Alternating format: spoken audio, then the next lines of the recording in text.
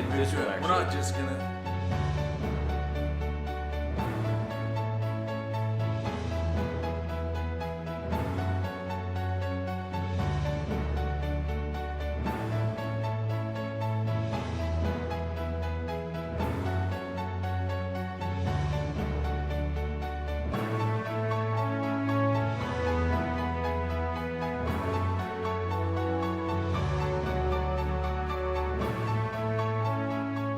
This is the better way to install the Shingle Beauty Strip.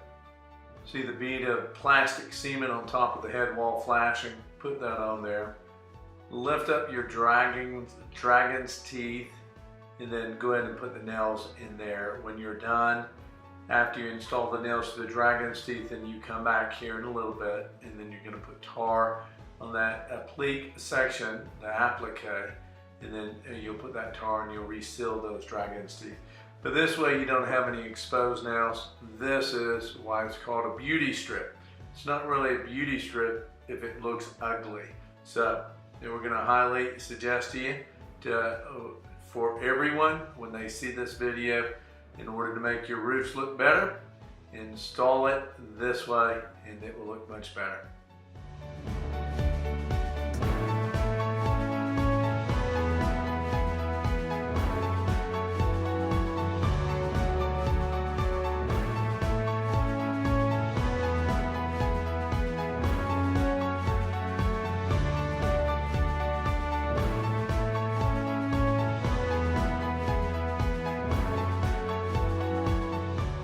When installing the starter shingle nails, do not install the shingle roofing nails in the black tar strips. And also know that you need to install the nails as low as you can, but not in between the decking and the fascia. And so put it in the lower portion of the decking while installing it, but not too low. Now there are times when you may need to install the nails into the fascia. If the decking, when the home was originally built, if the decking is an inch or two behind the fascia board and there's a gap, and then you may need to be putting your starter shingle nails, nailing those directly into the fascia board.